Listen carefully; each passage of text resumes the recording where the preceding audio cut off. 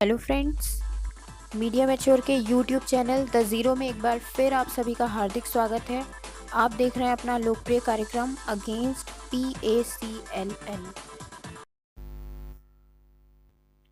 जैसा कि मैंने आपसे पहले भी कहा है कि अगर हमें भुगतान के सही रास्ते खोजने हैं या जिन लोगों ने हमारे साथ गलत किया है उनको उनकी किए की सज़ा दिलानी है, तो उसके लिए पूरा मैटर हमारे दिमाग में होना बहुत ज़रूरी है, तभी हमें आगे के सही रास्ते मिलेंगे।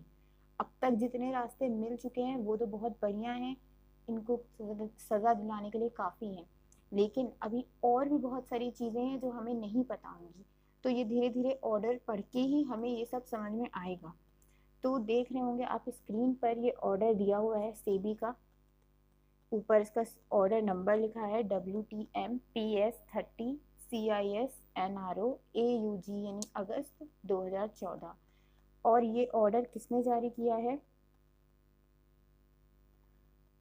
प्रशांत शरण, होल टाइम मेंबर। यानी ये किस व्यक्ति के द्वारा जारी किया गया है? प्रशांत शरण के द्वारा।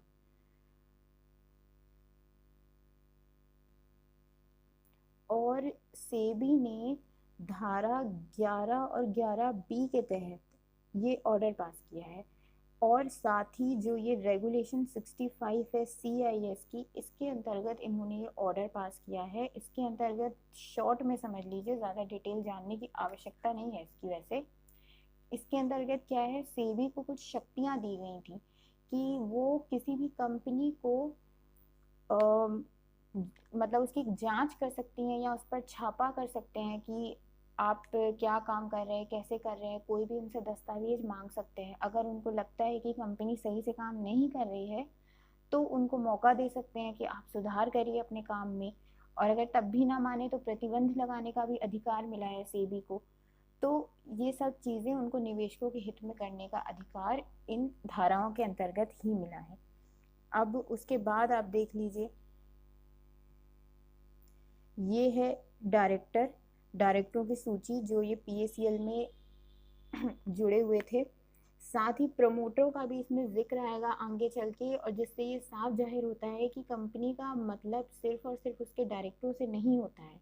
प्रमोटरों का भी उसमें बहुत एक महत्वपूर्ण योगदान है, महत्वपूर्ण रोल है उनका उसमें, और उनको हम कोर्ट तक खींच सकते हैं। पहले इन डायरेक्टरों के नाम देख लेते हैं। ये आनंद गुणवंत सिंह, बहुत से लोग नहीं जानते हैं, बहुत से लोगों को नहीं पता है। कुछ कुछ जो हाईलाइटेड हमारे साथी हैं उन सबको सारी जानकारी है, लेकिन कुछ कुछ साथियों को यही नहीं पता है अभी इसके डायरेक्टर वगैरह की जानकारी सब। ये आनंद गुणवंत सिंह, तरलोचन सिंह, सुखदेव सिंह, निर्मल सिंह भंगू, गुरनाम सिंह, उपल देवेंद्र कुमार, टाइगर जोगिंदर और गुरमीत सिंह, और इसके साथ ये सुब्रत भट्टाचार्य, ये सब मिल करके इन्होंने ये कंपनी बनाई और आपका पैसा हड़पा। अब देखिए इसमें पेशी की तारीखें कौन कौन सी लगी थी। ये 2013 से ये मामला शुरू हो गया था। 6 नवंबर 2013, 4 फरवरी 2014, 5 फरवरी 2014, 15 मई 2014, और 23 जून 14, और 12 जुलाई 14, और इसके बाद आ गई 22 अगस्त 2014 जिसमें इन लोगों ने बैन लगा दिया।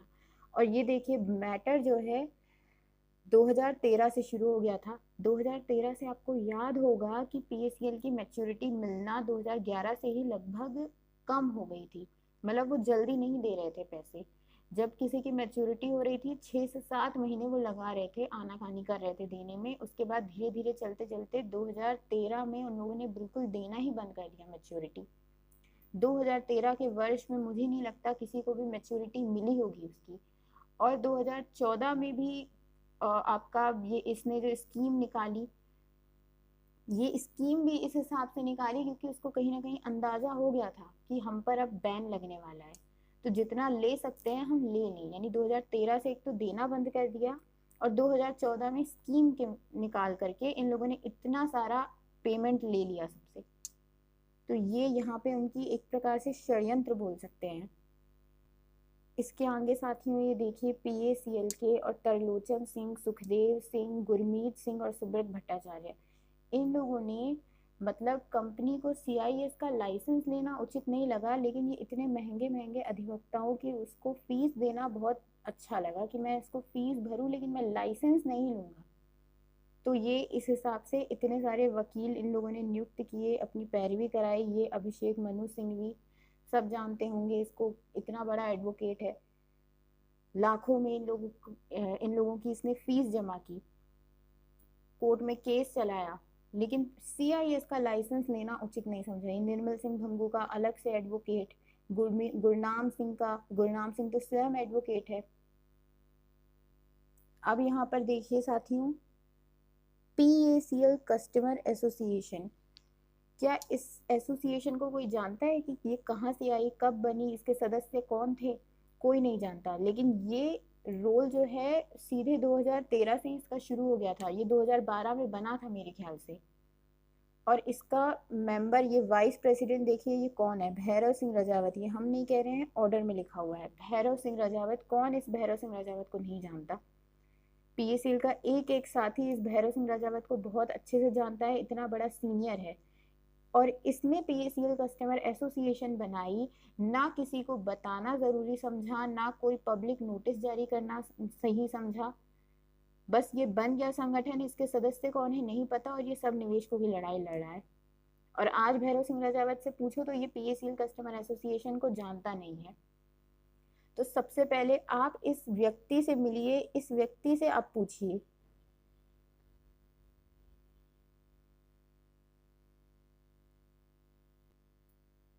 कि PACL का पैसा कब मिलेगा। जैसे आप कमेंट करके हमसे पूछते हैं, पहले आप इससे जवाब लेकर आइए। पहले तो इससे पूछिए ये PACL कस्टमर एसोसिएशन कब बनी, और तुमने आखिर PACL कस्टमर एसोसिएशन बनाने के बाद आखिर किया क्या, कौन सा आवेदन किस कोर्ट में दिया हमारी तरफ से, सब हमको बताओ। इसके अलावा अब ये सेबी के कुछ अधिवक्ता हैं, ये सब लिस्ट है नामों की, और इन सबको जो पैसा मिला है साथियों, ये याद रखिएगा, ये सब आपका निवेशकों का पैसा है। ये जितनी भी अधिवक्ताओं की फीस, ये शुरुआत से लेके जब से ये PACL कस्टमर एसोसिएशन लगी बनी हुई है, जब से ये सेबी ने बैन किया है, तब से लेकर के आज की तारीख तक जिस भी वकील को पैसा मिला है वो आपके निवेश का पैसा मिला है। यहाँ तक कि लोढ़ा कमेटी को भी जो तनख्वाह मिलती है वो आपके पैसे से मिलती है। कहीं भारत सरकार अलग से इनको नहीं देती है सैलरी, या PACL या भंगू अपनी जेब से नहीं देता है इनको तनख्वाह। ये सब आपके पैसे से इनको मिलती है, और ये एक एक एक एक करके ऐसे ही सारा पैसा निपट जाएगा, पता भी नहीं चलेगा किसी को। अब इतना जो नॉर्मल था वो हो गया, अब ऑर्डर की शुरुआत करते हैं हम। साथियों ऑर्डर में देखिए इन लोगों ने शुरुआत से एक एक चीज बताई है। सेबी कहाँ से आई ये भी इन लोगों ने बताया। अब PACL से इनकी हर एक पेशी में क्या बातचीत हुई, ये सब मिला करके एक पूरा ऑर्डर तैयार किया गया है। इसमें आपको पूरी हिस्ट्री मिल जाएगी, इतिहास मिल जाएगा इसका। और ठीक इसी प्रकार से हर एक ऑर्डर बनता है, ये याद रखिएगा। अदर कंपनी के मैटर में भी जब आपका ऑर्डर होता है, चाहे वो डिसमिस ही क्यों नहीं करते हैं, उसका भी इतिहास उनको लिखना पड़ेगा। ये कब बंदा आया, इसने कब केस लगाया, क्या क्या पेशियों में हुआ, ये पूरा इस तरीके से एक ऑर्डर बनता है। तो जिन लोगों को वो भी नहीं समझ में आता है, वो भी इसके थ्रू आपको पता चल गया कि ऑर्डर में क्या क्या चीज़ें आ जाती हैं। ये मैं आपको एक एक करके बताती हूँ।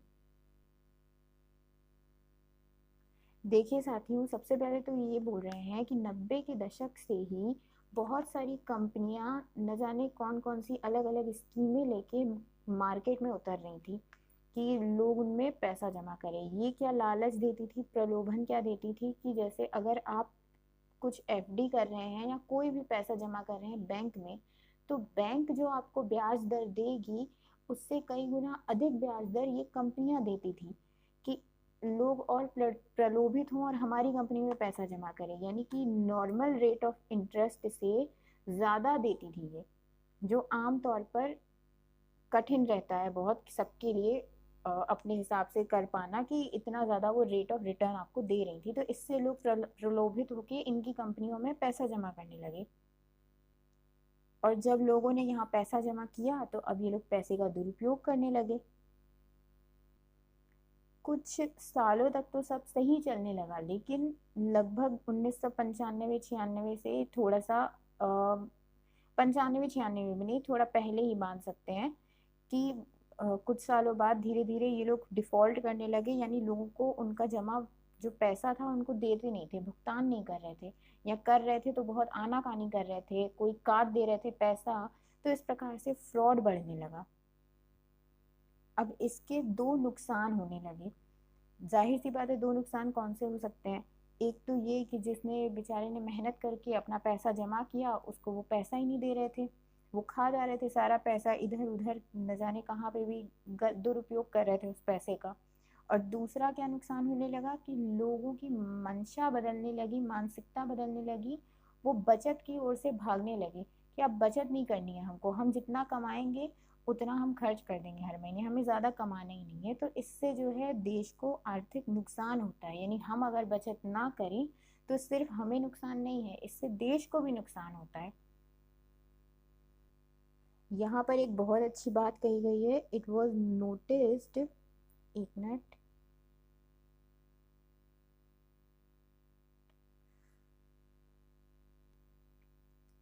it was noticed that the promoters of such entities had themselves invested a minimal amount in such ventures and raised a majority of the funds for the plans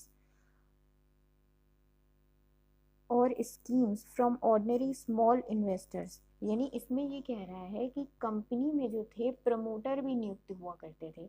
वो प्रमोटर क्या करते थे, जैसे 10,000 की उन लोगों ने एक एफडी कर दी, अब उस 10,000 की एफडी को दिखा दिखा के वो लगभग देश से 1 लाख रुपए का निवेश कंपनी में करवा देते थे। यानी ये सिर्फ प्रलोभन देने के लिए प्रमोटर नियुक्त हुए थे। ये हम भी बहुत से केसेस में लिख चुके हैं, और ये बहुत अच्छी लाइन है एक,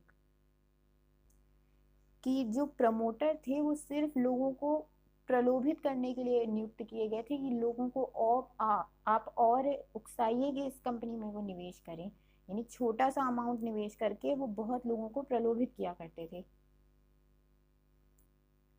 तो इस कारण से भारत सरकार ने तय किया कि अब इन फ्रॉड कंपनियों को कंट्रोल करने की ज़रूरत है, नहीं तो ये तो पूरा देश बर्बाद कर देंगे हमारा। और इस प्रकार से सेबी जो है रोल में आया।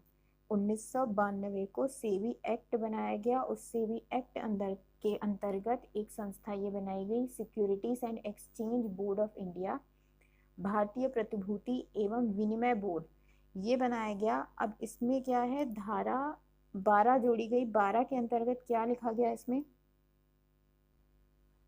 कहा गया कि जो भी ये कैपिटल फंड कंपनियां चलाती हैं या कलेक्टिव इन्वेस्टमेंट स्कीम चलाती हैं,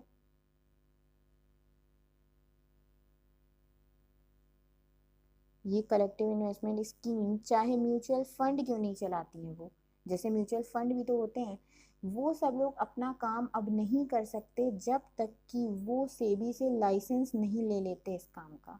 यानी बिना लाइसेंस के अब आप काम नहीं कर सकते ये सब। ये पीएसीएल को पहले ही चेतावनी मिल गई थी, लेकिन तब भी उसने उचित नहीं समझा कि वो लाइसेंस ले ले। इसके अलावा अलग से भी इन्होंने ये भी कहा कि जो अब तक चलती आ रही हैं कंपनियां, यानी नए तो काम आप बिना लाइसेंस के नहीं कर सकते, इसके अलावा जो पुरानी कंपनियां चलती आ रही हैं, चाहे वो कैपिटल फंड हो, कलेक्टिव इन्वेस्टमेंट स्कीम हो, ये सब इन सबको जो है अब लाइसेंस लेना पड़ेगा। यानी जब से ये लागू हो गया कानून, इसके बाद आपको इसके लिए लाइसेंस लेना पड़ेगा, और वो समय पर वो सूचित करते, आगे हम पढ़ेंगे। और एक चीज़ कुल मिला के हम कह सकते हैं, with this amendment A ban was imposed on a person carrying on any collective investment scheme, जिसको हम सीआईएस कहते हैं, unless a certificate of registration is obtained in accordance with the regulations framed by SEBI. यानी सेबी ने इस धारा को ला कर 1992 में ही, सॉरी 92 है कि 95 में, 1995 में उस सेबी ने बैन लगा दिया उन सभी कंपनियों पर जो बिना लाइसेंस के सीआईएस का काम करते थे। यानी अप्रत्यक्ष रूप से पीएसीएल पर तभी बैन लग चुका था। इसके बाद 18 नवंबर 1997 को भारत सरकार ने सेबी को कहा कि जो ये एग्रो बॉन्ड का काम होता है और ये प्लांटेशन बॉन्ड का काम है, इसको आप सीआईएस के अंतर्गत करके और इसके लिए आप रेगुलेशन निकालिए, यानी शर्तें निकालिए कि जो लोग ये काम करते हैं अब वो किस किस शर्तों का पालन करते हुए अपने काम को आगे बढ़ाएं। एग्रो बॉन्ड और प्लांटेशन बॉन्ड से साफ जाहिर होता है, नाम ही से पता चल जाता है कि जो ये एग्रीकल्चर वगैरह का काम होता है, खेती बाड़ी का काम होता है, जो ये पीएसीएल करती थी, प्लांटेशन का काम होता है, जो ये पीएसीएल रियल एस्टेट के नाम लेकर के कर रही थी अब तक, ये सब सीआईएस के अंतर्गत आएगा। ये भारत सरकार ने अभी सेबी से कहा है। तो वही चीज सेबी ने भी दोबारा हर एक अखबार में प्रकाशित करवा के बहुत बार लोगों को जागरूक करने का प्रयास किया कि जो ये एग्रो बॉन्ड और प्लांटेशन बॉन्ड है ये हमारे अंतर्गत आता है, और इसके लिए आप हमसे लाइसेंस ले करके अपने काम को आगे बढ़ाइए, अन्यथा आप बंद कर दीजिए अपना काम। इस प्रकार से 26 नवंबर 1997 को अलग से सेबी ने कहा कि जो सीआईएस के अंतर्गत काम करते हैं उन सब के लिए हम अब कायदे कानून शर्तें नियम ये सब बना रहे हैं। तो तब तक के लिए तो कोई भी नया व्यक्ति इस स्कीम के अंतर्गत ना आए जब तक हम बना नहीं लेते, और जो पुराने लोग हैं 21 दिन के अंदर अंदर अपनी जानकारी हमको दें ताकि हम आपको लाइसेंस प्रोवाइड कर सकें। लेकिन कोई कंपनी सुन नहीं रही थी। 18 दिसंबर 1997 को फिर से सेबी ने कहा कि आपके पास 15 जनवरी 1998 तक का समय है, कृपया करके हमसे संपर्क करिए और नियम कायदे कानून के हिसाब से चलिए। अब इसके बाद जो है सेबी ने कमेटी बिठाई, पूरे कायदे कानून बनाए, और आखिरकार 15 अक्टूबर 1999 तक वो सारे बन गए, तैयार हो गए कि अब ये नियम शर्तें हैं जिनको सीआईएस के अंतर्गत लाया गया। और अब इन्होंने जो है सीआईएस की एक परिभाषा बना करके दे दी ताकि स्वयं आप समझें कि सीआईएस के अंतर्गत आप आते हैं कि नहीं आते हैं। और ये जो उन लोगों का था ये 22 फरवरी 2000 से लागू हो गया, यानी 15 अक्टूबर 1999 को बन गया और 22 फरवरी 2000 को ये लागू हो गया।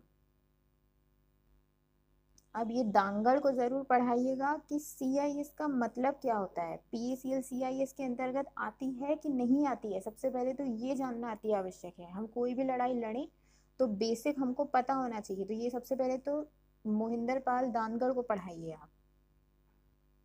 सबसे पहली शर्त तो ये है कि कोई भी व्यक्ति कंपनी में पैसा जमा कर रहा है, चाहे वो किसी भी नाम से जमा कर रहा हो, यानी कोई भी चीज बोल के कि मैं इसके लिए कर रहा हूँ या उसके लिए कर रहा हूँ, लेकिन इस एक कंपनी ने कोई ना कोई स्कीम निकाली है, वो उस स्कीम के अंतर्गत उस उद्देश्य से कि मेरी इस स्कीम के अंतर्गत पैसा जमा हो जाए, इसलिए वो पैसा जमा कर रहा है। कोई भी निवेशक किसी कंपनी में किसी स्कीम के अंतर्गत पैसा जमा कर रहा है, और उस स्कीम में पैसा जमा करने के बाद आगे चल के भविष्य में उसको वहां से कोई ना कोई प्रॉफिट होगा, कोई ना कोई इनकम होगी, आय होगी, यानी लाभ होगा, आय होगी, प्रोड्यूस होगी, यानी हो सकता है कोई संपत्ति आपको मिल रही हो, उसमें से कुछ अनाज दे रहे हो आपको। कोई कोई कंपनियां ऐसी भी थी जो अनाज दे रही थी, यानी प्रोड्यूस।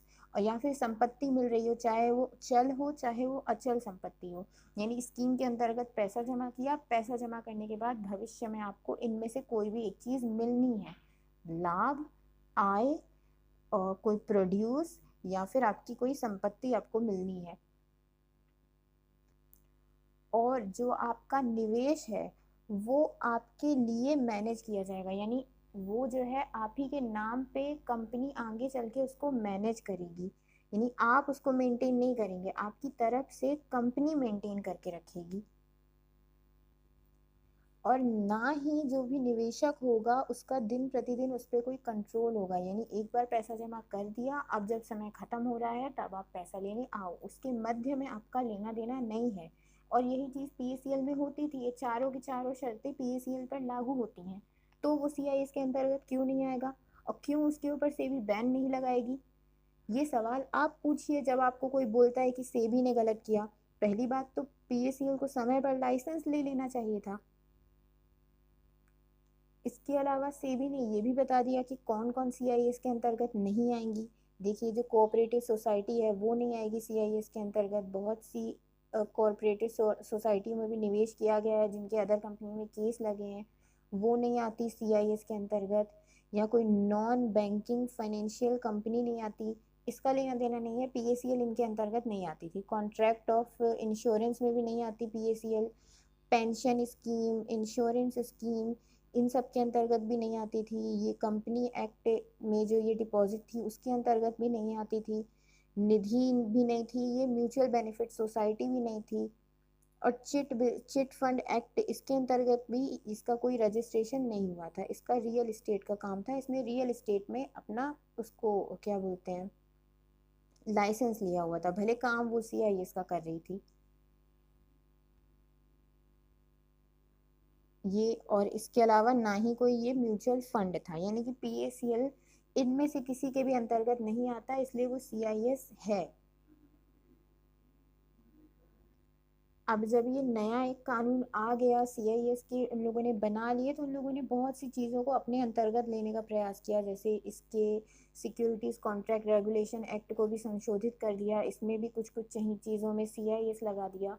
तो ये होते रहते हैं जब भी कोई नया कानून बनता है। तो इसका मतलब कि सेबी ने बैन लगा दिया उन सब कंपनियों के ऊपर जो CIS के लाइसेंस के बिना ही अपना काम कर रही थी। इसके अलावा एक बार फिर से सेबी ने 2 महीने का समय और दिया उन कंपनियों को कि आप 2 महीने का समय और दे रहे हैं, आओ और अपना लाइसेंस लो, हमें अपनी स्कीमें बताओ। लेकिन अब इस 2 महीने के अंतराल में भी अगर किसी कंपनी ने लाइसेंस नहीं लिया और अपना CIS का काम ऐसे ही चालू रखा, तो उसके ऊपर अब सेबी को एक्शन तो लेना ही था। और PACL भी इनमें से एक कंपनी थी। तो थोड़ा ध्यान से समझिए साथियों, सारी बातें स्पष्ट हैं आपके सामने, एक एक चीज़ को अच्छे से समझिए। इसके मैं हिंदी अनुवाद भी करवा के आपको वो भी प्रोवाइड कराऊंगी कुछ समय के बाद। अभी पहले इसको समझ लीजिए अच्छे से, ताकि जब दानगढ़ कभी बोले कि सेबी ने गलत किया या गवर्नमेंट ने गलत किया, तो आप उससे पूछिए इन्होंने गलत क्या किया। इन्होंने चलो ये तो गलत किया कि अभी तक हमको पैसा नहीं मिला है, लेकिन कंपनी ने भी तो गलत किया ना, उसने कौन सा सही काम किया? रियल एस्टेट के नाम पर किया तो काम CIS का ही ना। तो सजा का हकदार PACL भी है, बल्कि PACL ही है हम कह सकते हैं। जो कार्य उसने किया उस हिसाब से जो उसके साथ है हो रहा है वो सही है। हाँ, बीच में पिस हम भी रहे हैं, पर चलिए साथियों, कुछ ना कुछ उपाय मिलेगा इससे ही। आज के लिए अभी इतना ही। बहुत बहुत धन्यवाद हमसे जुड़ने के लिए। हम पूरा ये ऑर्डर ख़त्म करके और उसके लिए हम जो जो हमको और दस्तावेज चाहिए उनको निकालेंगे। इसमें हमने इतना जाना कि हमको सबसे पहले PACL कस्टमर एसोसिएशन की पूरी जानकारी निकालनी है। हम पूरा प्रयास करेंगे कि वो जल्द से जल्द हम आपको प्रोवाइड करा सकें। फिलहाल के लिए बहुत बहुत धन्यवाद। जय हिंद, जय भारत।